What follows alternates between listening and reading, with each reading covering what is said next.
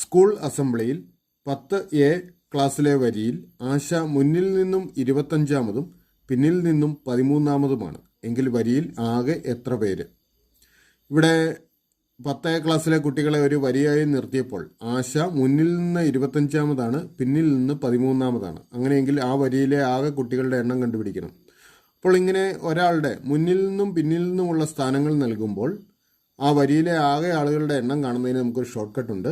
അതായത് അയാളുടെ മുന്നിൽ നിന്നും പിന്നിൽ നിന്നുമുള്ള സ്ഥാനങ്ങളുടെ തുക കണ്ടിട്ട് അതിൽ നിന്നും 1 കുറച്ചാൽ മതി.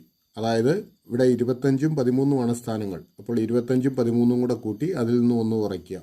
25ഉം 13ഉം 38, 38ൽ നിന്ന് കുറച്ചാൽ 37. അപ്പോൾ വരിയിലെ ആകെ ആളുകളുടെ എണ്ണം 37. ശരി ഉത്തരം ഓപ്ഷൻ ഡി. 100 ഗുണം 83 ഗുണം 39-നെ 9 കൊണ്ട് ഹരിച്ചാലുള്ള ശിഷ്ടം എത്ര? നമുക്കിവിടെ 100 ഗുണം 83 ഗുണം 39-നെ 9 കൊണ്ട് ഹരിക്കുമ്പോൾ കിട്ടുന്ന ശിഷ്ടം എത്രയെന്ന് കണ്ടുപിടിക്കണം. അപ്പോൾ നമുക്ക് ഈ 3 സംഖ്യകളുടെ ഗുണനഫലം കണ്ട് അതിനെ 9 കൊണ്ട് ഹരിച്ച് ശിഷ്ടം കണ്ടുപിടിക്കൽ സമയമെടുക്കും. അപ്പോൾ അതിന് നമുക്കൊരു ഷോർട്ട് കട്ട് ഉണ്ട്. അതായത് ഈ 3 സംഖ്യകളുടെ ഗുണനഫലത്തിനെ 9 കൊണ്ട് ഹരിച്ച് ശിഷ്ടം കാണുന്നതിന് പകരം ഈ ഓരോ സംഖ്യകളെയും 9 കൊണ്ട് ഹരിച്ച് ശിഷ്ടം കാണുക. എന്നിട്ട് ആ ശിഷ്ടങ്ങളുടെ ഗുണനഫലത്തിനെ 9 കൊണ്ട് ഹരിച്ച് ശിഷ്ടം കണ്ടുപിടിച്ചാൽ നമുക്ക് വേണ്ട ഉത്തരം കിട്ടും. അപ്പോൾ നമുക്ക് ആദ്യം 100-നെ 9 കൊണ്ട് ഹരിച്ച് ശിഷ്ടം കണ്ടുപിടിക്കാം. 100-നെ 9 കൊണ്ട് ഹരിക്കുമ്പോൾ 100-ൽ 10-ൽ ഒരു തവണയാണുള്ളത്. 9 9 കുറയ്ക്കുമ്പോൾ 1 കിട്ടും. വീണ്ടും 0 ഇറക്കി എഴുതുന്നു 10. 10-ൽ വീണ്ടും ഒരു തവണ 9 9 ശിഷ്ടമായിട്ട് 1. അപ്പോൾ 100-നെ 9 കൊണ്ട് ഹരിക്കുമ്പോൾ ഉള്ള ശിഷ്ടം 1. ഇനി 83-നെ 9 കൊണ്ട് ഹരിക്കാം. 83-ൽ 9 തവണയാണല്ലോ. 9 9 81 കുറയ്ക്കുമ്പോൾ 2 ശിഷ്ടം കിട്ടും. ഇനി അത് 39-നെ 9 കൊണ്ട് ഹരിക്കാം. 39-ൽ 4 തവണയാണല്ലോ. 4 9 36 കുറയ്ക്കുമ്പോൾ 3 ശിഷ്ടം കിട്ടും. അപ്പോൾ നമുക്ക് കിട്ടുന്ന ശിഷ്ടങ്ങൾ 1 2 3 ഇവയാണ്. അപ്പോൾ നമുക്കിനി ഉത്തരം കണ്ടുപിടിക്കാൻ ഈ ശിഷ്ടങ്ങളുടെ ഗുണനഫലത്തിനെ 9 കൊണ്ട് ഹരിച്ചാൽ മതി. അതായത് 1 ഗുണം 2 ഗുണം 3 ഇതിനെ ഈ ഗുണനഫലത്തിനെ 1 ഗുണം 2 ഗുണം 3 6ആണ്. 6-നെ 9 കൊണ്ട് ഹരിക്കുമ്പോൾ ഉള്ള ശിഷ്ടം കണ്ടുപിടിച്ചാൽ നമുക്ക് ഉത്തരം കിട്ടും. 6-നെ 9 കൊണ്ട് ഹരിക്കുമ്പോൾ 6-ൽ 9 അടങ്ങില്ല. അതുകൊണ്ട് ശിഷ്ടമായിട്ട് 6 തന്നെയാണ് കിട്ടുക. അപ്പോൾ ശരി ഉത്തരം ഓപ്ഷൻ എ 6. ഒരു ക്ലാസ്സിലെ 11 കുട്ടികളുടെ ഭാരങ്ങളുടെ ശരാശരി 43 കിലോഗ്രാമാണ്. 40 കിലോഗ്രാം ഭാരമുള്ള ഒരു കുട്ടി കൂടി ഇതിലേക്ക് ചേർത്താൽ ശരാശരി ഭാരം എത്ര? ഇവിടെ ഒരു ക്ലാസ്സിലെ 11 കുട്ടികളുടെ ഭാരങ്ങളുടെ ശരാശരി 43 കിലോഗ്രാമാണ്. 40 കിലോഗ്രാം ഭാരമുള്ള ഒരു കുട്ടി കൂടി ഇതിലേക്ക് ചേർന്ന് കഴിഞ്ഞാൽ അവരുടെ ശരാശരി ഭാരം എത്രയെന്ന് കണ്ടുപിടിക്കണം. ഇവിടെ 11 പേരുടെ ശരാശരി ഭാരം 43 കിലോഗ്രാമാണ്. അപ്പോൾ ഈ 11 പേരുടെ ശരാശരി ഭാരത്തിനെ ആ ആളുകളുടെ എണ്ണം കൊണ്ട് ഗുണിച്ചു കഴിഞ്ഞാൽ നമുക്ക് ഈ 11 പേരുടെ ഭാരങ്ങളുടെ തുക കിട്ടും. അതായത് അവരുടെ ശരാശരി ഭാരമായ 43-നെ ആളുകളുടെ എണ്ണമായ കുട്ടികളുടെ എണ്ണമായ 11 കൊണ്ട് ഗുണിച്ചു കഴിഞ്ഞാൽ നമുക്ക് ഈ 11 പേരുടെ ആകെ ഭാരം കിട്ടും. അപ്പോൾ 11 ഗുണം 43 അത് 473. അപ്പോൾ 473 കിലോഗ്രാമാണ് ഈ 11 പേരുടെ ആകെ ഭാരം. ഈ കൂട്ടത്തിൽ ഒരാളും കൂടെ ചേർന്ന് കഴിഞ്ഞ് കഴിഞ്ഞാൽ ആളുകളുടെ എണ്ണം 12 ആവും. കൂടിച്ചേർന്ന ആളുടെ ഭാരം 40 കിലോഗ്രാമാണ്. അതുകൊണ്ട് ഈ 12 പേരുടെ ഭാരങ്ങളുടെ തുക കിട്ടാനായിട്ട് 473-ൻ്റെ കൂടെ 40 കൂടെ ചേർക്കുക. അപ്പോൾ 513 എന്ന് കിട്ടും. അപ്പോൾ 513 കിലോഗ്രാമാണ് 12 പേരുടെ ഭാരങ്ങളുടെ തുക. അപ്പോൾ ഈ 12 പേരുടെ ഭാരങ്ങളുടെ ശരാശരി കാണാൻ എന്ത് ചെയ്യണം? അവരുടെ ഭാരങ്ങളുടെ തുകയെ ആളുകളുടെ എണ്ണമായ 12 കൊണ്ട് ഹരിക്കണം. അപ്പോൾ 513-നെ 12 കൊണ്ട് ഹരിക്കുക. 51-ൽ 4 തവണ 4 12 48 കുറയ്ക്കുന്നു 3. 33-ൽ 2 തവണ 2 12 24 കുറയ്ക്കുമ്പോൾ 9 കിട്ടും. ഇനി നമുക്ക് ഡെസിമൽ പോയിന്റ് കൊടുക്കണം. 90.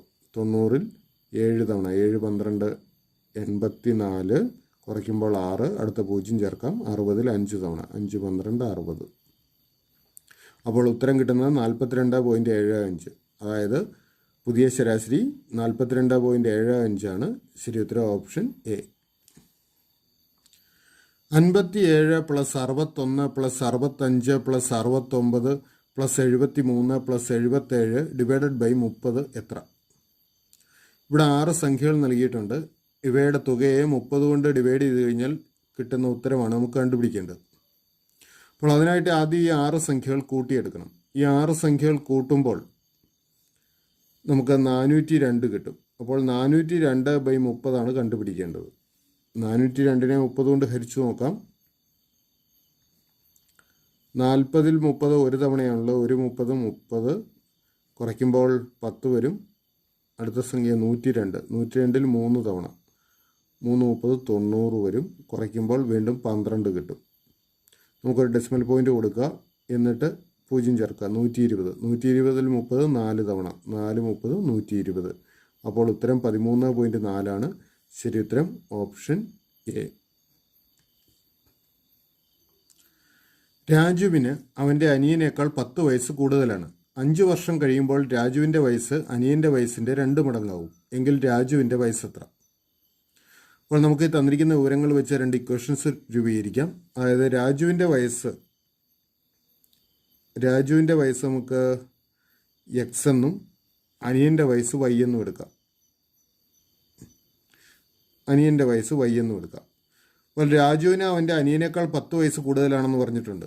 അതായത് എക്സ് എന്ന് പറയുന്നത് വൈയേക്കാൾ 10 കൂടുതലാണ്. എക്സ് സമം വൈ പ്ലസ് 10 എന്ന് നമുക്കൊരു ഇക്വേഷൻ കിട്ടും. ഇനി 5 വർഷം കഴിയുമ്പോൾ രാജുവിൻ്റെ വയസ്സ് അനിയൻ്റെ വയസ്സിൻ്റെ 2 മടങ്ങാവും എന്ന് പറയുന്നുണ്ട്. 5 വർഷം കഴിയുമ്പോൾ രാജുവിൻ്റെ പ്രായം എക്സ് പ്ലസ് 5 ആവും. അനിയൻ്റെ പ്രായം വൈ പ്ലസ് 5 ആവും. അനിയൻ്റെ പ്രായത്തിൻ്റെ ഇരട്ടിയായിരിക്കും 5 വർഷം കഴിയുമ്പോൾ രാജുവിൻ്റെ വയസ്സ്. അതായത് എക്സ് പ്ലസ് 5 എന്ന് പറയുന്നത് 2 ഗുണം വൈ പ്ലസ് 5 ആയിരിക്കും. അപ്പോൾ നമുക്ക് 2 ഇക്വേഷൻസ് കിട്ടി. ഈ ഇക്വേഷൻസ് സോൾവ് ചെയ്ത് നമുക്ക് എക്സും വൈയും കണ്ടുപിടിക്കാം. അല്ലെങ്കിൽ എക്സ് പ്ലസ് 5 സമം ഈ 2 കൊണ്ട് ഇവിടെ ഗുണിക്കുന്നു 2y പ്ലസ് 2 5 10. അല്ലെങ്കിൽ ഈ 5നെയും കൂടെ വലതുവശത്തേക്ക് കൊണ്ടുപോയാൽ എക്സ് സമം 2y പ്ലസ് 10. ഈ 5 ഇവിടെ വരുമ്പോൾ -5 ആവും. 10ൽ നിന്ന് 5 കുറച്ചാൽ 5. എക്സ് സമം 2y പ്ലസ് 5 എന്ന് വരും. ഇപ്പോൾ ഇവിടെ എക്സ് സമം വൈ പ്ലസ് 10 എന്ന് കിട്ടിയിട്ടുണ്ട്. ഇവിടെ എക്സ് സമം 2y പ്ലസ് 5. ഇത് തമ്മിൽ നമുക്ക് ഇക്വേറ്റ് ചെയ്യാം. 2y പ്ലസ് 5 സമം വൈ പ്ലസ് 10. ഈ വൈയെ ഇടതുവശത്തേക്ക് കൊണ്ടിരുന്നു. അതുകൊണ്ടൊക്കെ 5നെ വലതുവശത്തേക്കും കൊണ്ടുപോകുന്നു. അപ്പോൾ 2y മൈനസ് വൈ സമം 10 മൈനസ് 5 എന്നാവും. 2y നിന്ന് വൈ കുറച്ച് കഴിഞ്ഞാൽ വൈ സമം 10ൽ നിന്ന് 5 കുറച്ചാൽ 5. അതായത് അനിയൻ്റെ പ്രായം 5 എന്ന് കിട്ടും. അനിയന് 5 വയസ്സാണെങ്കിൽ രാജുവിന് അനിയനേക്കാൾ 10 വയസ്സ് കൂടുതലാണ്. രാജുവിൻ്റെ പ്രായം 5 പ്ലസ് 10 15 വയസ്സ്. അപ്പോൾ രാജുവിൻ്റെ പ്രായം 15 വയസ്സ്. ശരി ഉത്തരം option B. Root of 0.1111 etcetera ഗുണം 0.4444 എക്സെട്ര ഇതിന് തുല്യമായത് ഏത്? അപ്പോൾ നമുക്കിവിടെ റൂട്ടിനകത്ത് 2 ദശാംശ സംഖ്യകളുടെ ഗുണനമാണ് നൽകിയിരിക്കുന്നത്. ഇതിൽ ആദ്യത്തെ സംഖ്യ 0.1111 എക്സെട്ര എന്നുള്ളതാണ്. 0.1111 എക്സെട്ര. അപ്പോൾ ഈ സംഖ്യകളുടെ ഒരു പ്രത്യേകത നോക്കുക. ഒരേ അക്കം തന്നെ ആവർത്തിച്ചു വരുന്ന ഡെസിമൽ നമ്പേഴ്സാണ്. അപ്പോൾ ഇങ്ങനെയുള്ള നമ്പേഴ്സിനെ നമുക്ക് ഭിന്നസംഖ്യാ രൂപത്തിലേക്ക് മാറ്റാം. അതിനായിട്ട് ചെയ്യേണ്ടത് ഛേദമായിട്ട് 9 കൊടുക്കുക. അംശമായിട്ട് ഈ തന്നിരിക്കുന്ന അക്കം ഏതോ അത് കൊടുക്കുക. അപ്പോൾ 9ൽ 1 തുല്യമാണ് ഈ 0.1111 എക്സെട്ര. അതുപോലെ 0.4444 എക്സെട്രയെ നമുക്ക് 9ൽ ഇവിടുത്തെ അക്കം 4 ആണ്. 9ൽ 4 എന്ന് എഴുതാം. അപ്പോൾ നമുക്ക് സ്ക്വയർ റൂട്ട് കാണുന്നതിന് മുമ്പായി ഈ 2 ഡെസിമൽ നമ്പേഴ്സിനെയും ഭിന്നസംഖ്യാ രൂപത്തിലേക്ക് എഴുതാം. അപ്പോൾ റൂട്ടിനകത്ത് എന്ത് വരും? 9ൽ 1 ഗുണം 9ൽ 4 എന്ന് വരും. ഇനി നമുക്ക് ഗുണിക്കാം. റൂട്ട് ഓഫ് 1 4 4 9 ഗുണം 9 81. 81ൽ 4 എന്ന് വരും. ഇനി റൂട്ട് എടുക്കാനായിട്ട് അംശത്തിൻ്റെയും ഛേദത്തിൻ്റെയും സ്ക്വയർ റൂട്ട് സെപ്പറേറ്റ് എടുക്കുക. 4ൻ്റെ സ്ക്വയർ റൂട്ട് 2, 81ൻ്റെ സ്ക്വയർ റൂട്ട് 9. അപ്പോൾ 9ൽ 2 എന്ന് വരും. ഇത് പക്ഷേ നമ്മുടെ ഓപ്ഷൻസിലില്ല. അതുകൊണ്ട് ഇതിനെ വീണ്ടും ഡെസിമൽ നമ്പേഴ്സ് ആക്കി മാറ്റണം. 2നെ 9 കൊണ്ട് ഹരിക്കുക. അപ്പോൾ നമുക്ക് 0.222 എക്സെട്ര എന്ന് കിട്ടും. അപ്പോൾ ശരി ഉത്തരം ഓപ്ഷൻ സി 0.222 എക്സെട്ര. ഒരു കച്ചവടക്കാരൻ ഒരു സാധനം 700 രൂപയ്ക്ക് വിറ്റപ്പോൾ 30% നഷ്ടമുണ്ടായി. എങ്കിൽ ആ സാധനത്തിൻ്റെ വാങ്ങിയ വില എത്ര? ഇവിടെ ഒരു കച്ചവടക്കാരൻ ഒരു സാധനം 700 രൂപയ്ക്ക് വിറ്റപ്പോൾ 30% നഷ്ടമുണ്ടായി. അതായത് വാങ്ങിയ വിലയേക്കാൾ 30% കുറവാണ് 700 രൂപ. അല്ലെങ്കിൽ വാങ്ങിയ വിലയുടെ 30% കുറവെന്ന് പറയുമ്പോൾ 100-ൽ നിന്ന് 30 കുറച്ച് കഴിഞ്ഞാൽ 70 വാങ്ങിയ വിലയുടെ 70% 700 എന്ന് കരുതാം. വാങ്ങിയ വിലയുടെ 70% 700. അപ്പോൾ 10% എത്ര വരും? 10% എന്ന് പറഞ്ഞാൽ 700-ൻ്റെ 7-ലൊരു ഭാഗം. 700/7. 700-നെ 7 കൊണ്ട് ഹരിച്ചാൽ 100. ഇനി ഓർക്കുക, 10% എന്ന് പറഞ്ഞാൽ 10-ലൊരു ഭാഗമാണ്. അപ്പോൾ വാങ്ങിയ വിലയുടെ 10-ലൊരു ഭാഗമാണ് 100. അപ്പോൾ വാങ്ങിയ വില എന്ന് പറയുന്നത് 100-ൻ്റെ 10 ഇരട്ടിയായിരിക്കും, അതായത് 1000 രൂപ. അപ്പോൾ ശരി ഉത്തരം ഓപ്ഷൻ ബി, 1000 രൂപ. 4-ൽ 3, 8-ൽ 5 എന്നീ ഭിന്നസംഖ്യകളുടെ ലസാഗു എത്ര? നമുക്കിവിടെ 2 ഭിന്നസംഖ്യകളുടെ ലസാഗു കണ്ടുപിടിക്കണം. അപ്പോൾ ഭിന്നസംഖ്യകളുടെ ലസാഗു കണ്ടുപിടിക്കുന്നതിന് അവയുടെ അംശങ്ങളുടെ ലസാഗുവിനെ ഛേദങ്ങളുടെ ഉസാഖ കൊണ്ട് ഹരിച്ചാൽ മതി. ഓർക്കുക, ഭിന്നസംഖ്യകളുടെ ലസാഗു കാണുന്നതിന് അംശങ്ങളുടെ ലസാഗുവിനെ ഛേദങ്ങളുടെ ഉസാഖ കൊണ്ട് ഡിവൈഡ് ചെയ്യുക. അപ്പോൾ അംശങ്ങൾ ഇവിടെ 3ഉം 5ഉം ആണ്. ഇവയുടെ ലസാഗു കാണാനായിട്ട് ഓർക്കുക, ഈ 2 സംഖ്യകൾക്കും പൊതുഘടകം 1 മാത്രമേ ഉള്ളൂ. അതുകൊണ്ട് ഇവയുടെ ലസാഗു എന്ന് പറയുന്നത് ഇവയുടെ ഗുണനഫലമാണ്. അതായത് 3 × 5 15 ആണ്. അതുപോലെ ഛേദങ്ങൾ 4ഉം 8ഉം ആണ്. ഇനി ഇവയുടെ ഉസാഖ അഥവാ HCF കണ്ടുപിടിക്കണം. ഓർക്കുക, ഇക്കൂട്ടത്തിലെ ചെറിയ സംഖ്യയായ 4, ഈ 4 കൊണ്ട് 8-നെയും ഹരിക്കാൻ പറ്റും. 8-നെയും ഹരിക്കാം. അപ്പോൾ ഇവയുടെ ഏറ്റവും വലിയ പൊതുഘടകം എന്ന് പറയുന്നത് 4 തന്നെയാണ്. അല്ലെങ്കിൽ ഇവയുടെ HCF 4 ആണ്. അപ്പോൾ നമ്മൾ അംശങ്ങളുടെ ലസാഗുവും ഛേദങ്ങളുടെ ഉസാഖയും കണ്ടു. അതുകൊണ്ട് നമുക്ക് തന്നിരിക്കുന്ന ഭിന്നസംഖ്യകളുടെ ലസാഗു എന്ന് പറയുന്നത് 15/4 ആണ്. അപ്പോൾ ശരി ഉത്തരം 15/4. 13/7, 16/7, 19/7 എക്സെട്ര എന്നിങ്ങനെ തുടരുന്ന ശ്രേണിയിലെ ആദ്യത്തെ എണ്ണൽ സംഖ്യാപദം ഏത്? അപ്പോൾ നമുക്കിവിടെ ഒരു സംഖ്യാ ശ്രേണി നൽകിയിട്ടുണ്ട്. 7-ൽ 13, 7-ൽ 16, 7-ൽ 19 എക്സെട്ര. ഈ സംഖ്യാശ്രേണിയിലെ ആദ്യത്തെ എണ്ണൽ സംഖ്യാപദം ഏതെന്ന് കണ്ടുപിടിക്കണം. അപ്പോൾ ഈ ശ്രേണിയിലെ സംഖ്യകളുടെ പ്രത്യേകത എന്ന് നോക്കുക. 13/7, 16/7, 19/7 എക്സെട്ര. അപ്പോൾ ഇത് ഒരു എണ്ണൽ സംഖ്യയായിട്ട് നമുക്ക് കിട്ടണമെങ്കിൽ ഇതിൻ്റെ അംശത്തിനെ ഛേദമായ 7 കൊണ്ട് പൂർണ്ണമായിട്ട് ഡിവൈഡ് ചെയ്യാൻ പറ്റണം. അല്ലെങ്കിൽ അംശം 7-ൻ്റെ ഒരു ഗുണിതമായിരിക്കണം. അംശം 7-ൻ്റെ ഒരു ഗുണിതമായിട്ട് വരണം. ഇനി ഈ സംഖ്യകളുടെ എല്ലാം ഛേദം 7 തന്നെ. അപ്പോൾ അംശത്തിന് എന്താ പ്രത്യേകത എന്ന് നോക്കുക. അംശം ആദ്യത്തേത് 13, അടുത്തത് 16, അടുത്തത് 19. അപ്പോൾ അടുത്ത സംഖ്യ എന്ത് വരും? 3 വീതം കൂടിയാണ് വന്നിരിക്കുന്നത്. 13-ഉം 3-ഉം 16, 16-ഉം 3-ഉം 19, അടുത്തത് 19-ഉം 3-ഉം 22. അപ്പോൾ 22/7 ആണ് അടുത്ത സംഖ്യ. ഇനി 22-ഉം 3-ഉം 25/7 ആണ് അടുത്ത സംഖ്യ. അടുത്തത് 25-ഉം 3-ഉം 28. 28/7 ആണ് അടുത്ത സംഖ്യ. നോക്കുക, ഈ 7-ൻ്റെ ഗുണിതമാണ് 28.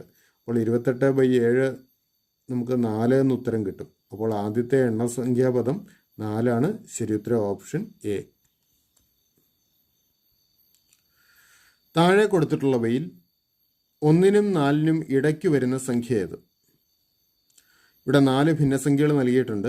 ഇവയിൽ ഏതാണ് 1-നും 4-നും ഇടയ്ക്ക് വരുന്നതെന്ന് കണ്ടുപിടിക്കണം. 1-നും 4-നും ഇടയ്ക്ക് വരിക എന്ന് പറഞ്ഞാൽ 1-നേക്കാൾ വലുതും 4-നേക്കാൾ ചെറുതുമായ സംഖ്യ എന്നാണ് കണ്ടുപിടിക്കേണ്ടത്. നമുക്ക് ഓരോ ഓപ്ഷൻസ് ആയിട്ട് പരിശോധിക്കാം. ഒന്നാമത്തെ ഓപ്ഷൻ നോക്കുക, 2-ൽ 1. ഇവിടെ അംശത്തേക്കാൾ വലുതാണ് ഛേദം. അംശത്തേക്കാൾ ഛേദം വലുതായിരിക്കുന്ന സംഖ്യകളെല്ലാം 1-നേക്കാൾ ചെറുതായിരിക്കും. അല്ലെങ്കിൽ തന്നെ ഓർക്കുക, 2-ൽ 1 എന്ന് പറഞ്ഞു കഴിഞ്ഞാൽ അതിൻ്റെ ദശാംശ രൂപം 0.5 ആണ്. ഇത് 1-നേക്കാൾ ചെറുതാണല്ലോ. അതുകൊണ്ട് 2-ൽ 1 ഉത്തരമാവില്ല. അതുപോലെ 4-ൽ 3, ഇവിടെയും അംശത്തേക്കാൾ വലുതാണ് ഛേദം. അതുകൊണ്ട് ഇത് 1-നേക്കാൾ ചെറിയൊരു സംഖ്യയാണ്. ഓർക്കുക, 4-ൽ 3 എന്ന് പറഞ്ഞാൽ 0.75 ആണ്. ഇത് 1-നേക്കാൾ ചെറുതാണ്. അതുകൊണ്ട് ഇത് ഉത്തരമല്ല. അടുത്തത് 4-ൽ 7 ആണ്. നമുക്ക് 7-നെ 4 കൊണ്ട് ഹരിച്ച് നോക്കാം. 7-നെ 4 കൊണ്ട് ഹരിച്ചു കഴിഞ്ഞാൽ 7-ൽ 4 ഒരു തവണയേ ഉള്ളൂ. 1 4 4, ശിഷ്ടം 3 വരും. ഇനി നമുക്ക് മുന്നോട്ട് ക്രിയ ചെയ്യണമെങ്കിൽ ഡെസിമൽ കൊടുത്തിട്ട് 30. 30-ൽ 7 തവണ 7 4 28, ആ രീതിയിൽ പോകും. ഏതായാലും ഇത് 1-നേക്കാൾ വലുതാണ്, 4-നേക്കാൾ ചെറിയ സംഖ്യയാണ്. അതുകൊണ്ട് 4-ൽ 7 നമുക്ക് 1-നും 4-നും ഇടയ്ക്ക് വരുന്നൊരു സംഖ്യയാണ്. ഇനി അടുത്ത ഓപ്ഷൻ നോക്കുക, 2-ൽ 7. ഈ 7-നെ 2 കൊണ്ട് ഹരിച്ചു കഴിഞ്ഞ് കഴിഞ്ഞാൽ 7നെ 2 കൊണ്ട് ഹരിച്ചു കഴിഞ്ഞാൽ 7ൽ 3 തവണയാണ് 2 ഉള്ളത്. 3 2 6, ശിഷ്ടം 1 ഉണ്ട്, ഡെസിമൽ പോയിന്റ് കൊടുക്കുന്നു 0. 10ൽ 5 തവണ, 5 2 10, അത് 3.5 എന്നാണ് നമുക്ക് കിട്ടുന്നത്. അപ്പോൾ ഇതും 4നേക്കാൾ ചെറിയൊരു സംഖ്യ, 1നേക്കാൾ വലുതും 4നേക്കാൾ ചെറിയ സംഖ്യയുമാണ്. 3.5 എന്നുള്ളതാണല്ലോ, അത് 1നേക്കാൾ വലുതും 4നേക്കാൾ ചെറുതുമാണ്. അതുകൊണ്ട് ഇതും കറക്റ്റ് ഉത്തരമാണ്. 25 സ്ക്വയർ ഗുണം 4 സ്ക്വയർ എത്ര? നമുക്കിവിടെ 25 സ്ക്വയർ ഗുണം 4 സ്ക്വയർ കാണണം. അപ്പോൾ ഇത് നമുക്ക് ഒന്ന് സിംപ്ലിഫൈ ചെയ്യണമെങ്കിൽ നമുക്ക് എളുപ്പമുണ്ട്. 25 സ്ക്വയർ ഗുണം 4 സ്ക്വയർ എന്നുള്ളതിനെ നമുക്ക് 25 ഗുണം 4 ദി ഹോൾ സ്ക്വയർ എന്ന് എഴുതാം. 25 ഗുണം 4 എത്രയാണ്? 100. അപ്പോൾ 100ൻ്റെ സ്ക്വയർ വരും. 100ൻ്റെ സ്ക്വയർ കാണാൻ എളുപ്പമുണ്ട്. 1 എഴുതിയിട്ട് ഈ തന്നിരിക്കുന്ന പൂജ്യങ്ങളുടെ ഇരട്ടി പൂജ്യം ഇട്ടാൽ മതി. അതായത് 1 എഴുതിയിട്ട് 4 പൂജ്യങ്ങൾ കൊടുക്കുക. 10,000. അപ്പോൾ ശരി ഉത്തരം ഓപ്ഷൻ ബി 10,000. 48 കിലോമീറ്റർ പെർ മണിക്കൂർ ശരാശരി വേഗത്തിൽ സഞ്ചരിക്കുന്ന ഒരു ബസ് 5 മണിക്കൂർ കൊണ്ട് എത്ര ദൂരം യാത്ര ചെയ്യും? ഇവിടെ ബസ്സിൻ്റെ വേഗത നൽകിയിരിക്കുന്നത് 48 കിലോമീറ്റർ പെർ മണിക്കൂറാണ്. അതായത് 1 മണിക്കൂറിൽ ശരാശരി 48 കിലോമീറ്റർ സഞ്ചരിക്കും. അപ്പോൾ 5 മണിക്കൂർ കൊണ്ട് സഞ്ചരിക്കുന്ന ദൂരം കിട്ടുന്നതിനായിട്ട് 48നെ 5 കൊണ്ട് ഗുണിച്ചാൽ മതി. അതായത് 240 എന്ന് കിട്ടും. അപ്പോൾ 240 കിലോമീറ്ററാണ് ശരി ഉത്തരം ഓപ്ഷൻ സി. 1 മുതൽ 100 വരെയുള്ള എണ്ണൽ സംഖ്യകളുടെ ശരാശരി എത്ര? നമുക്കിവിടെ 1 മുതൽ 100 വരെയുള്ള എണ്ണൽ സംഖ്യകളുടെ ശരാശരി കണ്ടുപിടിക്കണം. അപ്പോൾ അതിനായിട്ട് നമുക്കൊരു ഷോർട്ട് കട്ട് ഉണ്ട്. ആദ്യത്തെ n എണ്ണൽ സംഖ്യകളുടെ ശരാശരി n+1/2 ആണ്. ആദ്യത്തെ n എണ്ണൽ സംഖ്യകളുടെ ശരാശരി n+1/2. അപ്പോൾ ആദ്യത്തെ 100, 1 മുതൽ 100 വരെയുള്ള എണ്ണൽ സംഖ്യകൾ എന്ന് പറഞ്ഞാൽ ആദ്യത്തെ 100 എണ്ണൽ സംഖ്യകൾ. അവയുടെ ശരാശരി കാണാൻ 100നോട് 1 കൂട്ടി അതിനെ 2 കൊണ്ട് ഡിവൈഡ് ചെയ്യുക. അതായത് 101/2 എന്ന് വരും. 101ൻ്റെ പകുതി 50.5 എന്ന് വരും. ഓർക്കുക, 100ൻ്റെ പകുതി 50, 1ൻ്റെ പകുതി 1/2, 50.5. അപ്പോൾ ശരി ഉത്തരം ഓപ്ഷൻ ഡി 50.5. 3 ഗുണം 25 മൈനസ് 32/4 പ്ലസ് 10 മൈനസ് 18 എത്ര? നമുക്കിവിടെ 3 ഗുണം 25 മൈനസ് 32/4 അധികം 10 മൈനസ് 18 കണ്ടുപിടിക്കണം. അപ്പോൾ നമുക്കിതിലെ ഗുണനക്രിയയും ഹരണക്രിയയും നമുക്ക് ആദ്യം ചെയ്യാം. അതായത് 3 ഗുണം 25ഉം 32/4 നമുക്ക് ആദ്യം കണ്ടുപിടിക്കാം. 3 ഗുണം 25 75 വരും. 32/4 8. അപ്പോൾ ഇത് 75 മൈനസ് 8 എന്ന് വരും. 75 മൈനസ് 8 സമം 67 ആണല്ലോ. അപ്പോൾ ഇത്രയും ഭാഗം 67 വരും. ബാക്കി 67 പ്ലസ് 10 മൈനസ് 18. 67ഉം 10ഉം 77. 77ൽ നിന്ന് 18 കുറച്ച് കഴിഞ്ഞാൽ 59 കിട്ടും.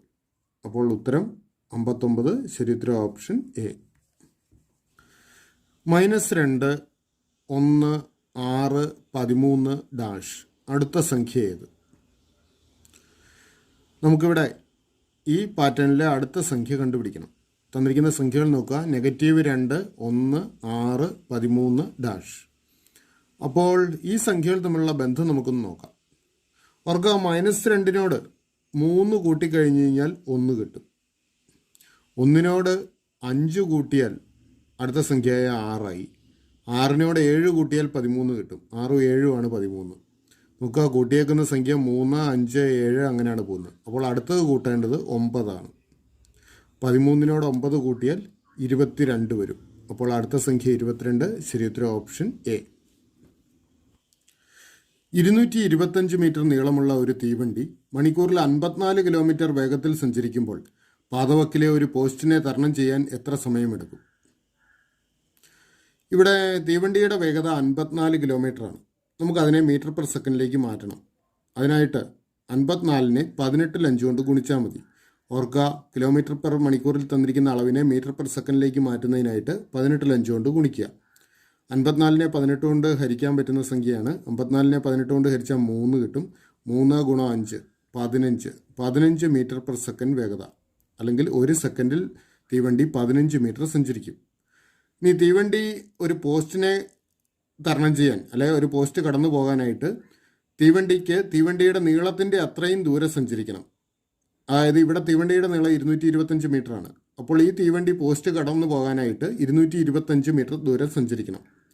ഇവിടെ തീവണ്ടിയുടെ വേഗത 1 സെക്കൻഡിൽ 15 മീറ്റർ ആണ്. അപ്പോൾ 225 മീറ്റർ സഞ്ചരിക്കാനായിട്ട് തീവണ്ടി എത്ര സമയം എടുക്കുമെന്ന് കണ്ടുപിടിക്കണം. അതിനായിട്ട് 225നെ 15 കൊണ്ട് ഹരിക്കാം. 225നെ 15 കൊണ്ട് ഹരിച്ചു കഴിഞ്ഞാൽ 15 എന്ന് തന്നെ നമുക്ക് ഉത്തരം കിട്ടും. അപ്പോൾ 15 സെക്കൻഡ് സമയം കൊണ്ട് തീവണ്ടി പോസ്റ്റ് കടന്നു പോകും. ശരിയുത്തരം ഓപ്ഷൻ ഡി, 15 സെക്കൻഡ്. 2 അധികം 16 3 അധികം 64 5 എത്ര? നമുക്കിവിടെ 2 അധികം 16 3 അധികം 64 5 കണ്ടുപിടിക്കണം. ഭിന്നസംഖ്യകൾ കൂട്ടണമെങ്കിൽ അവയുടെ ഛേദം തുല്യമാക്കണം. നോക്കുക, ഇവിടെ 16നെ 4 കൊണ്ട് ഗുണിച്ചു കഴിഞ്ഞാൽ 64 കിട്ടും. അതുപോലെ 2നെയും നമുക്ക് 64 ആക്കാം, 32 കൊണ്ട് ഗുണിച്ചാൽ മതി. അപ്പോൾ ഇവിടെ അംശത്തിലും ഛേദത്തിലും 32 കൊണ്ട് ഗുണിക്കുക. അപ്പോൾ അംശത്തിനെ 32 കൊണ്ട് ഗുണിക്കുമ്പോൾ 32 എന്ന് കിട്ടും. ഛേദത്തിനെ 32 കൊണ്ട് ഗുണിക്കുമ്പോൾ 2 32 64 എന്നാവും. അധികം 16നെ 4 കൊണ്ട് ഗുണിച്ചാൽ 64 കിട്ടും. അപ്പോൾ ഈ അംശത്തിലെ 3നെയും 4 കൊണ്ട് ഗുണിക്കുക. 3 4 12 12/64 എന്നാവും. പ്ലസ് 64 5 അതേപടി തന്നെ എഴുതുക. 64 5. ഇപ്പോൾ പൊതുവായ ഛേദമായി 64, അത് ഉത്തരത്തിൻ്റെ ഛേദമായിട്ട് എഴുതുക. ഇനി അംശങ്ങൾ തമ്മിൽ കൂട്ടുക. 32 12 5. 32 12 44, 44 5 49. അപ്പോൾ 64 49 ആണ് ഉത്തരം. ശരിയുത്തരം ഓപ്ഷൻ ബി. 125-ൽ 8ന് തുല്യമായത് ഏത്? നമുക്കിവിടെ 125-ൽ 8 ഈ ഭിന്നസംഖ്യയ്ക്ക് തുല്യമായ ദശാംശ സംഖ്യ ഏതെന്ന് കണ്ടുപിടിക്കണം.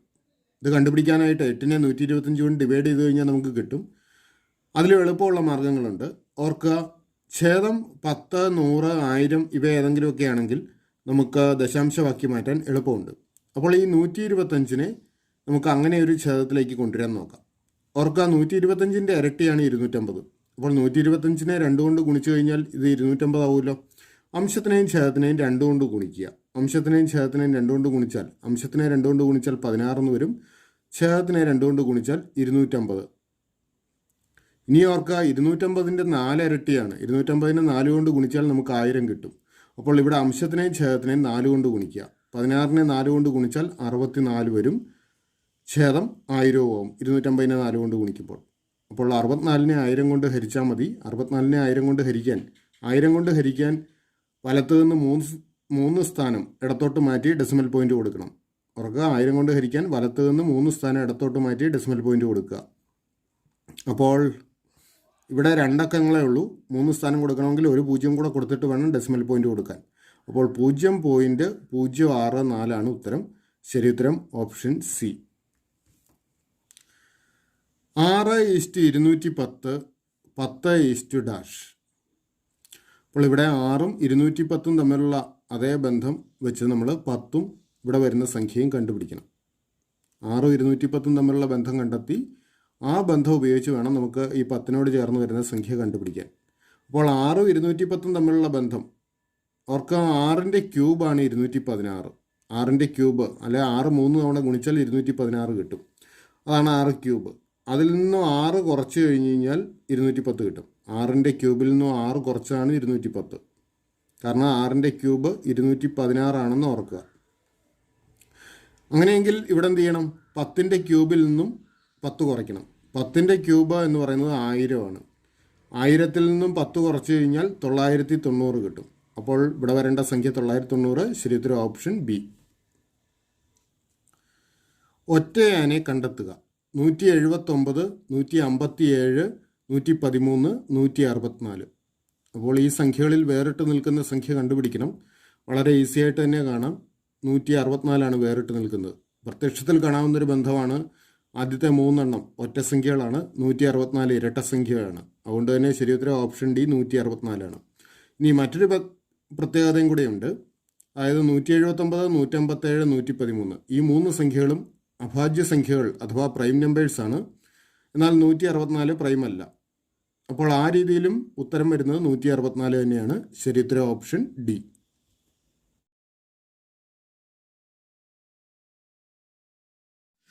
200ൻ്റെ 20% എത്ര? നമുക്കിവിടെ 200ൻ്റെ 20% കാണണം. അതിനായിട്ട് 200 × 100 ൽ 20 കാണുക. അപ്പോൾ 200-ൻ്റെ 2 പൂജ്യങ്ങളും 100-ൻ്റെ 2 പൂജ്യങ്ങളും നമുക്ക് ക്യാൻസൽ ചെയ്യാം. അപ്പോൾ 2 ഗുണം 20 എന്ന് വരും. 2 ഗുണം 20 40. അപ്പോൾ 200-ൻ്റെ 20% 40 ശരിയുത്തരം ഓപ്ഷൻ സി. 80% ഡാഷ് ഭിന്നസംഖ്യയ്ക്ക് തുല്യമാണ്. ഇവിടെ 80% തുല്യമായ ഭിന്നസംഖ്യ കണ്ടുപിടിക്കണം. അപ്പോൾ 80% എന്ന് പറഞ്ഞാൽ 100-ൽ 80 ഭാഗം എന്നാണ്. അപ്പോൾ 80% തുല്യമായ ഭിന്നസംഖ്യ 100-ൽ 80 ഇത് നമുക്ക് തന്നിരിക്കുന്ന ഓപ്ഷൻസിലില്ല. അതുകൊണ്ട് നമുക്ക് 100-ൽ 80-നെ നമുക്ക് സിംപ്ലിഫൈ ചെയ്യാം. 80-ൻ്റെ ഒരു പൂജ്യവും 100-ൻ്റെ ഒരു പൂജ്യവും ക്യാൻസൽ ചെയ്യാം. അപ്പോൾ 10-ൽ 8 എന്ന് വരും. ഈ 10ഉം 8ഉം 2-ൻ്റെ ഗുണിതങ്ങളാണല്ലോ. അപ്പോൾ 2 കൊണ്ട് 8-നെയും 10-നെയും ഡിവൈഡ് ചെയ്യാം. 10-നെ 2 കൊണ്ട് ഡിവൈഡ് ചെയ്യുമ്പോൾ 5, 8-നെ 2 കൊണ്ട് ഡിവൈഡ് ചെയ്യുമ്പോൾ 4. അപ്പോൾ നമുക്ക് 5-ൽ 4 എന്ന് കിട്ടും. അപ്പോൾ 80% തുല്യമായ ഭിന്നസംഖ്യ 5-ൽ 4 ശരിയുത്തരം ഓപ്ഷൻ എ. 2.5 ഗുണം 2.5 സമം ഡാഷ്. നമുക്കിവിടെ 2.5 ഗുണം 2.5 കാണണം. അപ്പോൾ ആദ്യം ദശാംശം ഒഴിവാക്കി ഗുണിക്കുക എന്നുള്ളതാണ് ചെയ്യേണ്ടത്. അതായത് 25 കൂടെ ഗുണിക്കുക. 25 ഗുണം 25 ഗുണിച്ച് കഴിയുമ്പോൾ നമുക്ക് 625 എന്ന് കിട്ടും. 625. അപ്പോൾ 2.5 ഗുണം 2.5 എഴുതുന്നതിനായിട്ട് നമുക്ക് 625 ആദ്യം എഴുതാം. ഇനി ചെയ്യേണ്ടത് ഇതിനകത്ത് ഡെസിമൽ പോയിന്റ് കൊടുക്കുക എന്നുള്ളതാണ്. നോക്കുക, ഈ സംഖ്യയിൽ ഡെസിമൽ പോയിന്റിന് വലതുവശത്ത് ഒരക്കമുണ്ട്. ഇവിടെയും ഡെസിമൽ പോയിന്റിന് വലതുവശത്ത് ഒരക്കമുണ്ട്. അപ്പോൾ ഇവയുടെ ഗുണനഫലത്തിൽ ഡെസിമൽ പോയിന്റിന് വലതുവശത്ത് 1 1 2 അക്കം ഉണ്ടാവണം.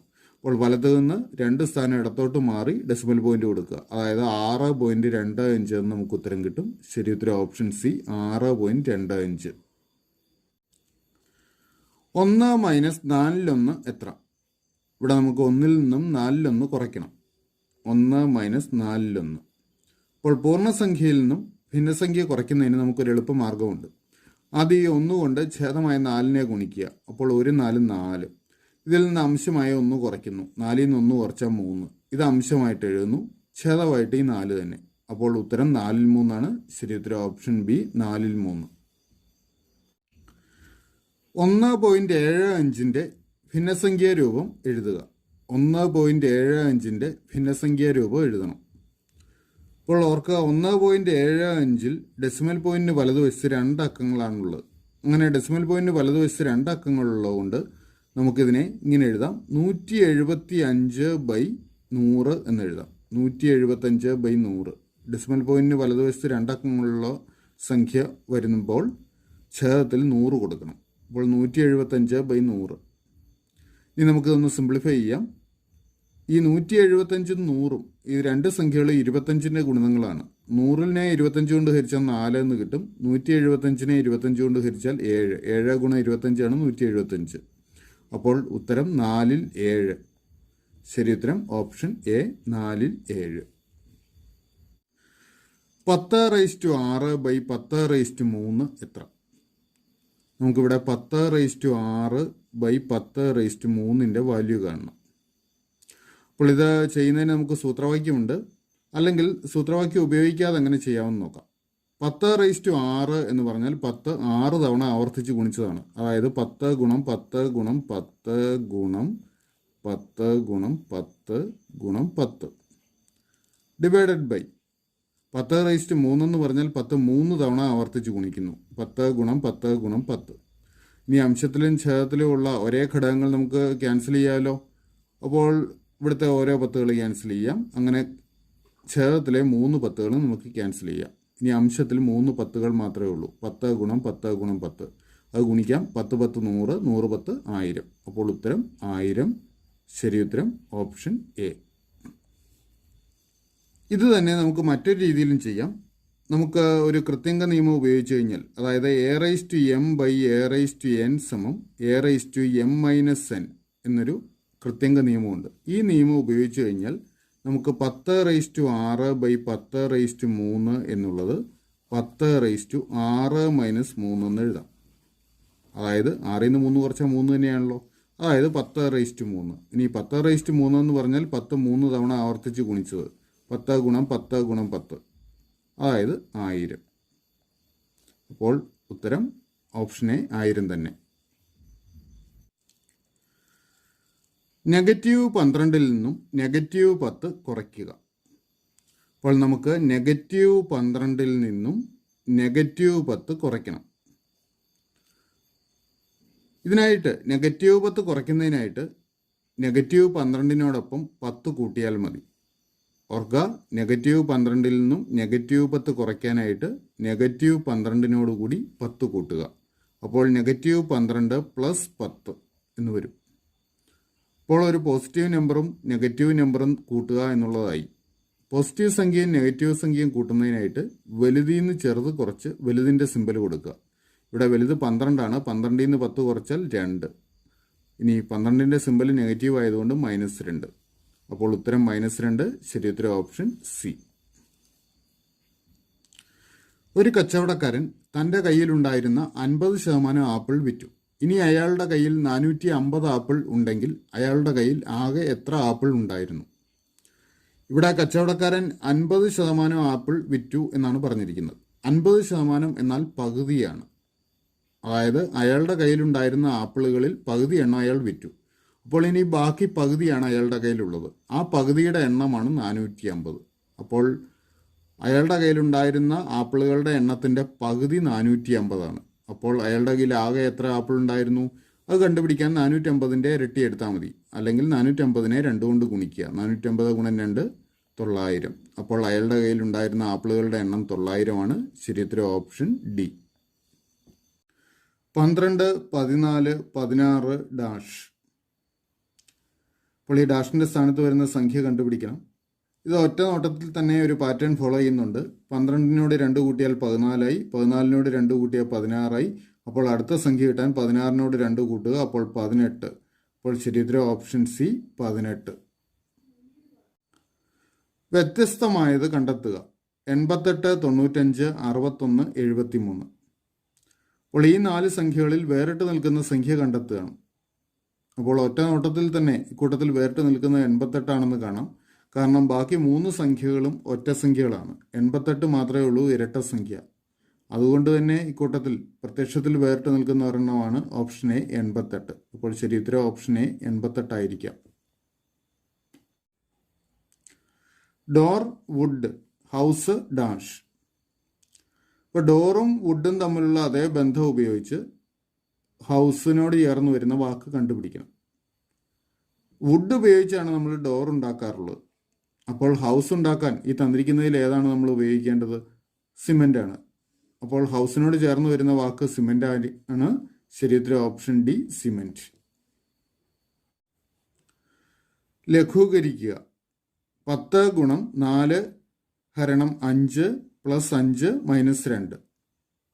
അപ്പോൾ നമുക്കിവിടെ ലഘൂകരിക്കാൻ നൽകിയിരിക്കുന്നത് 10 × 4 / 5 + 5 - 2 ആണ്.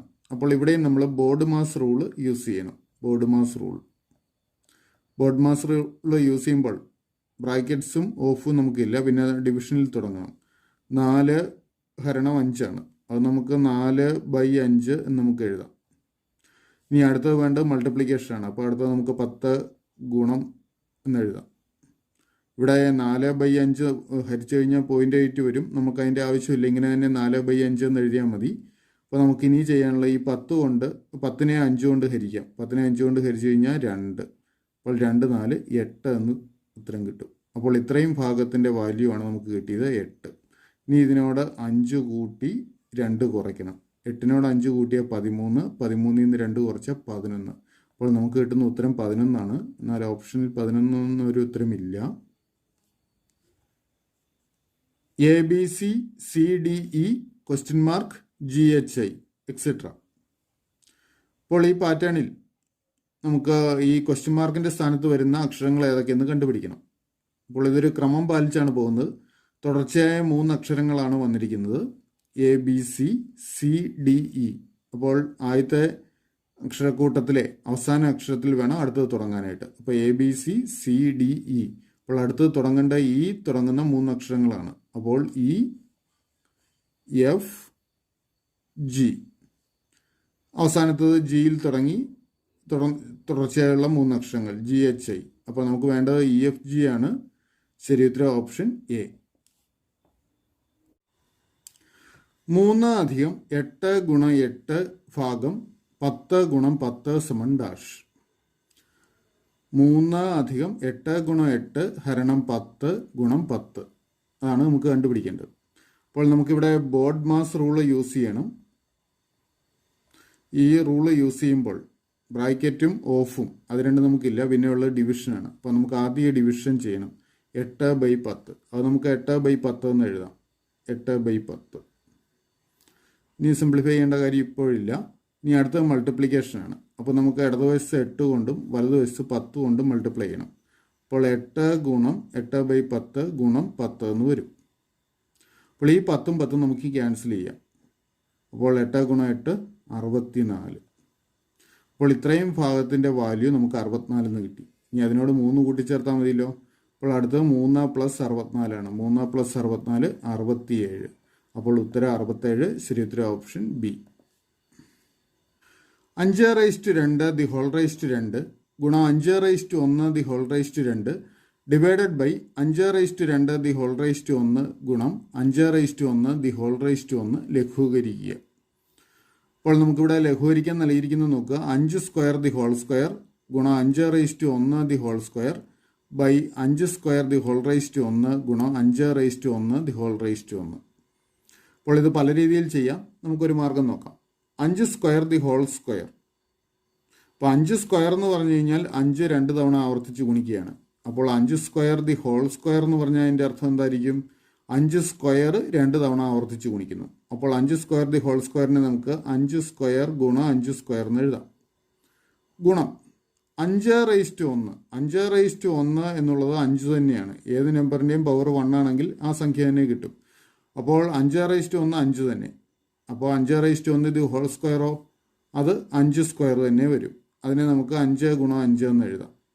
5 ഗുണം 5 divided by 5 square the whole raise to 1. 5 square raise to 1 power 1 ആയതുകൊണ്ട് ഇത് 5 സ്ക്വയർ തന്നെ വരും. 5 സ്ക്വയർ ഗുണം ഇവിടെ 5/1 5 തന്നെ. വീണ്ടും റൈസ് ടു 1 എടുത്തു കഴിഞ്ഞാൽ അതും 5 തന്നെ വരും. നമുക്ക് ന്യൂമറേറ്ററിലെ ഒരു 5 സ്ക്വയറും ഡിനോമിനേറ്ററിലെ ഒരു 5 സ്ക്വയറും ക്യാൻസൽ ചെയ്യാം. അതുപോലെ ഇവിടുത്തെ ഓരോ 5കളും ക്യാൻസൽ ചെയ്യാം. അപ്പോൾ ഉത്തരം 5 സ്ക്വയർ ഗുണം 5 എന്ന് വരും. 5 സ്ക്വയർ 25. 25 ഗുണം 5 അതായത് 25 ഗുണം 5 സമം 125 എന്ന് നമുക്ക് ഉത്തരം കിട്ടും. പക്ഷേ നമുക്ക് തന്നിരിക്കുന്ന ഓപ്ഷൻസിൽ 125 ഓപ്ഷനായിട്ടില്ല. നമുക്ക് കിട്ടുന്ന ഉത്തരം 125 ആണ്. ഒരു നിശ്ചിത കോഡ് ഭാഷയിൽ മലപ്പുറം NBMBQQVSBM എന്ന് എഴുതിയിരിക്കുന്നു. ആ കോഡ് ഭാഷയിൽ കാസർഗോഡ് എന്നുള്ളത് എങ്ങനെ എഴുതാം? ഇവിടെ മലപ്പുറത്തിനൊരു കോഡ് നൽകിയിട്ടുണ്ട്.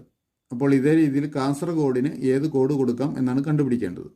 ഈ മലപ്പുറത്തിൻ്റെ കോഡൊന്ന് പരിശോധിച്ചാൽ നമുക്ക് പെട്ടെന്ന് ഉത്തരം കിട്ടും. നോക്കുക, മലപ്പുറത്തിലെ എന്ന വാക്കിലെ ആദ്യത്തെ അക്ഷരം M ആണ്. അതിന് കൊടുത്തിരിക്കുന്ന കോഡ് ഇവിടെ N ആണ്. അക്ഷരമാലയിൽ M-നെ തുടർന്ന് വരുന്ന അക്ഷരമാണ് N. അടുത്ത രണ്ടാമത്തെ അക്ഷരം A, അതിന് കൊടുത്തിരിക്കുന്ന കോഡ് B. അക്ഷരമാലയിൽ എയെ തുടർന്ന് തൊട്ടടുത്ത് വരുന്ന അക്ഷരം B ആണ്. മൂന്നാമത്തെ അക്ഷരം L-ന് കൊടുത്തിരിക്കുന്ന കോഡ് M.